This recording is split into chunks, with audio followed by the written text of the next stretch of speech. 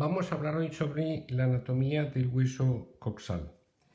El hueso coxal es un hueso par porque hay dos, uno derecho y otro izquierdo.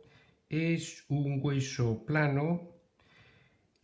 Presenta dos caras, una cara externa y una cara interna. Y mientras que la cara externa forma parte del esqueleto de la cadera, la cara interna forma parte del esqueleto de la pelvis.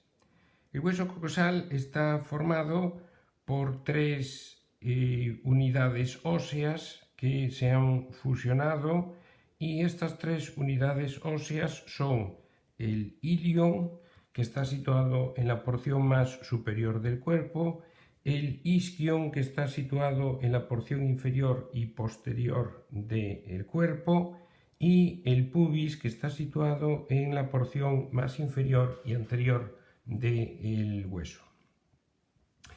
Este hueso presenta, como digo, dos caras y presenta cuatro bordes. Las caras son la cara externa y la cara interna, y los cuatro bordes son el borde superior, el borde anterior, el borde inferior y el borde posterior.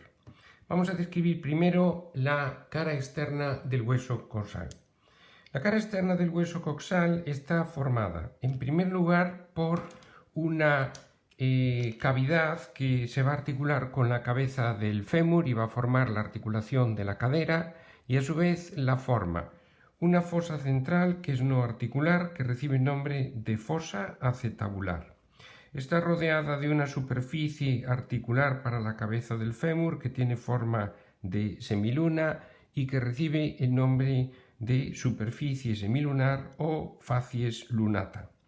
Y esta estructura está rodeada de un pequeño saliente óseo que es una ceja ósea que recibe el nombre de ceja cotiloidea. Por debajo de esta estructura articular para la cabeza del fémur encontramos un agujero que recibe el nombre de agujero obturador. Y en la parte superior tenemos esta fosa que se llama la fosa ilíaca externa. Esta fosa ilíaca externa presenta tres líneas rugosas. Estas tres líneas rugosas sirven de inserción a los músculos glúteos y se denominan la línea glútea posterior, porque está más hacia atrás, la línea glútea anterior, porque está más hacia adelante, y la línea glútea inferior, porque está más hacia abajo. Y entre la línea glútea inferior y la superficie articular para la cabeza del fémur existe un canal o conducto que recibe el nombre de surco supraacetabular. Con respecto a la cara interna, vamos a situar en rojo y en línea discontinua las estructuras que estarían por la otra cara, por la cara interna, la que da hacia el interior de la pelvis. En primer lugar tendríamos una tuberosidad que recibe el nombre de tuberosidad ilíaca. En segundo lugar tendríamos una superficie articular para el hueso sacro, que es la superficie articular del sacro. En tercer lugar tendríamos una línea que discurre hacia abajo y hacia adelante en sentido oblicuo y que recibe el nombre de línea arqueada o línea innominada. Y además tendríamos una superficie en el pubis que por la parte medial se articula con el pubis del otro lado para formar la sínfisis púbica y sería la superficie articular del pubis. Así como en la cara externa se sitúa la fosa ilíaca externa, la fosa que originaría esta parte del ilion en la cara interna se denominaría la fosa ilíaca interna.